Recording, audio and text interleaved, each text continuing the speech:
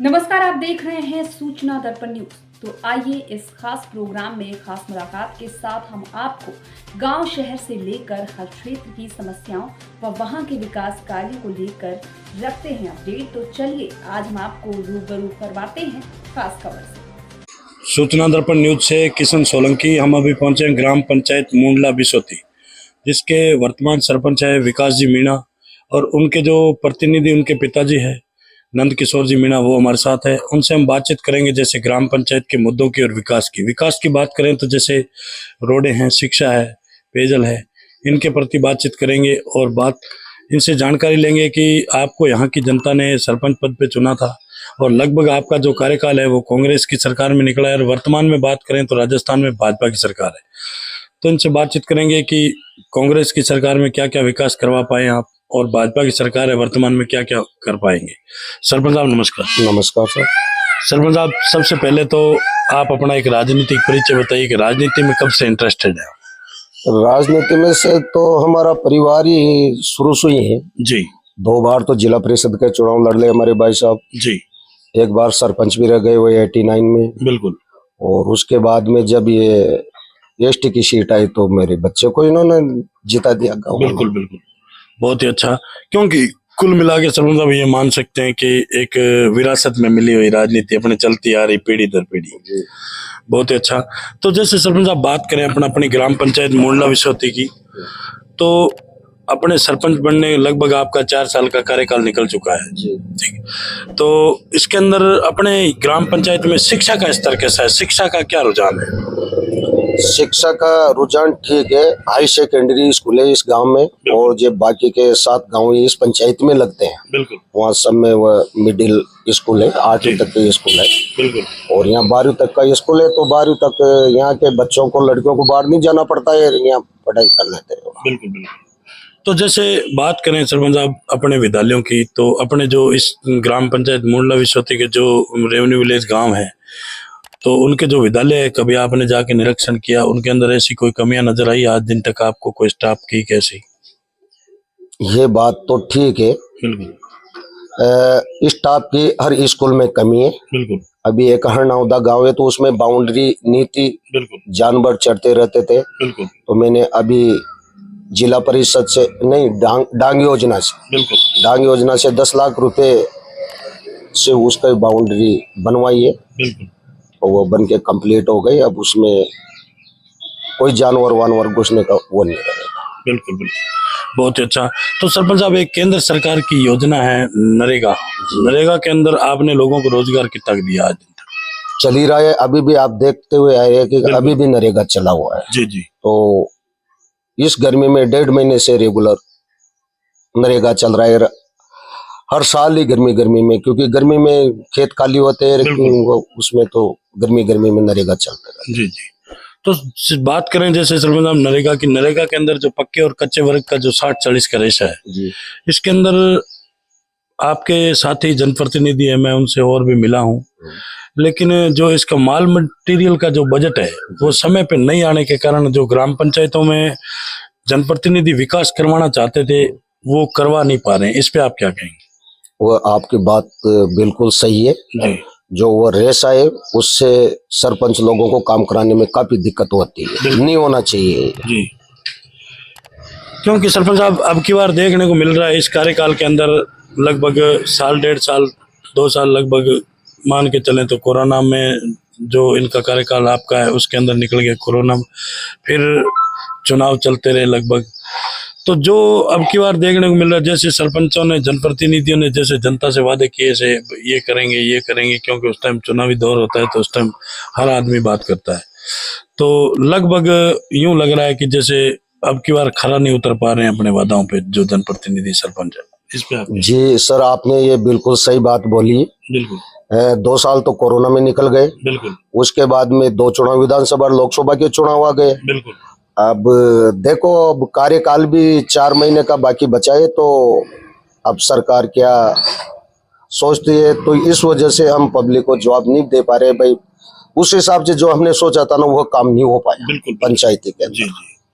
तो सरपंच साहब, एक केंद्र सरकार की और योजना है जैसे जल जीवन मिशन जी। उसके तहत अपनी ग्राम पंचायत में क्या चल रहा है, कैसा विकास हुआ है? क्योंकि कई जगह हमने देखा है कि जो जल जीवन मिशन के जो ठेकेदार है ग्राम पंचायत स्तर से ठेकेदार है, उनके द्वारा जैसे जनप्रतिनिधियों की आज किसी एमएलए एमपी लेड जिला परिषद किसी से भी आज सीसी ब्लॉक रोडे हैं इंटरलॉकिंग वो बनाई है, तो उन ठेकेदारों के द्वारा उनको खोद के छोड़ दिया गया है। कई ग्राम पंचायतों में आज दिन तक सुचारू रूप से उनका काम नहीं हो रहा, इस पे आप क्या कहेंगे? ये बात बिल्कुल सही है जी जल जीवन मिशन का काम बिल्कुल धीरे चल रहा है। बिल्कुल और जो गांवों में इन्होंने लाइन बिछाने के लिए जो रोड खोदे थे बिल्कुल वो अभी भी सही ढंग से नहीं बन पा रहे हैं। जी इस वजह से पब्लिक को भारी परेशानी का सामना करना पड़ रहा है। अभी हमारे यहाँ भी टंकी बनी है जी तो ठेकेदार उसको छोड़ के भाग गया, कब चालू करेगा क्या होगा ये, और बोले तो किससे बोले। बिल्कुल बिल्कुल, बहुत ही अच्छा। तो जैसे सरपंच साहब बात करें अपन अपने एक समाज की और धरातल की, क्योंकि बात करें तो एक राजनीति की तो यहाँ पहली कड़ी है जो सरपंच पद की है यहाँ से धरातल पे, और एक ग्राम पंचायत की जिम्मेदारी होती है सरपंच पद पे। तो जैसे बात करें अपन समाज की और अपने क्षेत्र की, इसके अंदर कई प्रकार की आज भी कुरीतियां चल रही है, जैसे दहेज प्रथा, मृत्यु भोज की प्रथाएं हैं, बाल विवाह की प्रथाएं। अगर ऐसा कोई मामला सामने अगर अपनी ग्राम पंचायत में होता तो इस पे आप क्या संज्ञान लेंगे? पहले बात तो ये मृत्यु भोज और दहेज जी गलत है, नहीं करना चाहिए। बिल्कुल। और जो बाल विवाह की बात करी तो अब लोग बाग थोड़े सक्षम हो गए तो बाल विवाह तो करते नहीं है। अभी इस गर्मी में हमारे पंचायत में तो कोई ऐसा मामला सामने आया नहीं। जी जी। और आते तो उसको समझाते हैं भैया अभी इसकी उम्र नहीं होनी, बिल्कुल बाद में करना। जी जी। तो जैसे सरपंच साहब बात करें अपन अब सरकार की, कांग्रेस की सरकार में लगभग आपका कार्यकाल निकला है और वर्तमान में भाजपा की सरकार है, तो क्या लग रहा है आप भाजपा की सरकार में जो कांग्रेस की सरकार में विकास हुए हैं वो करवा पाएंगे? अभी कांग्रेस की सरकार में वैसे 2 साल तो कोरोना में निकल गए, 2 साल मिले तो 2 साल में यहाँ के विधायक ने अच्छा काम दिया है उसने। बिल्कुल। और अब ये भाजपा की सरकार है तो अभी तो सुन नहीं रहे ने कोई भी, अभी कोई किसी प्रकार का काम नहीं मिला है भाजपा सरकार में।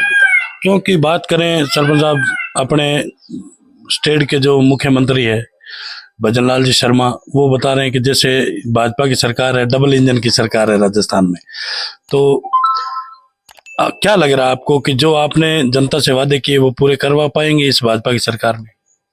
डबल इंजन की हो या सिंगल इंजन की हो, धरातल पे जो काम करेगा पब्लिक उसको वोट देगी। बिल्कुल बिल्कुल, कोई भी हो। तो सरपंच साहब अब की बार आपने लगभग आपका कार्यकाल है वो यूनिक की, कुछ कोरोना में कुछ चुनाव में तो निकल गया, और अभी वर्तमान में लगभग 5-6 महीने बाकी रहे हैं इस कार्यकाल के, तो आगे क्या लग रहा है? क्योंकि आगे फिर पंचायती राज के चुनाव आ रहे हैं, तो क्या वापस तैयारी करेंगे, ट्रिक मारेंगे, है क्या प्लानिंग चल रही है? जी सर, वो तो रिजर्वेशन के ऊपर है जी, सीट किसकी आती है। बिल्कुल। और अगर एसटी की सीट आई बिल्कुल और पब्लिक ने चाहा बिल्कुल तो दोबारा भी चुनाव लड़ेंगे। बिल्कुल, बहुत ही अच्छा।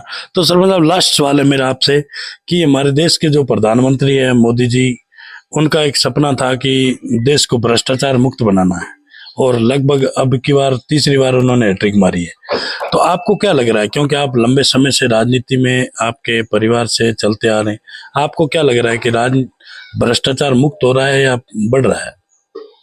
वैसे भ्रष्टाचार पे काफी लगाम लगी है जी, आए दिन पेपरों में पढ़ते रहते हैं। बिल्कुल। और पर पूरी तरह से ये खत्म होने में देखो टाइम लगेगा। बिल्कुल।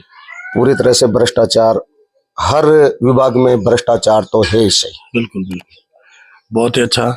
तो ये थी हमारी खास मुलाकात मुंडला विश्वविद्यालय के जो प्रतिनिधि है नंद किशोर जी मीणा, उनसे सूचना दर्पण न्यूज के अंदर जो इन्होंने हमें समय दिया इसके लिए बहुत बहुत धन्यवाद साहब। नमस्कार साहब, धन्यवाद। तो अब तक के लिए इतना ही। हम आपको गांव शहर से लेकर हर क्षेत्र की समस्याओं व वहां के विकास कार्यों को लेकर आपको रखेंगे अपडेट। तो देखते रहिए सूचना दर्पण न्यूज और हमारी वीडियो को लाइक, शेयर व चैनल को सब्सक्राइब जरूर करें। धन्यवाद।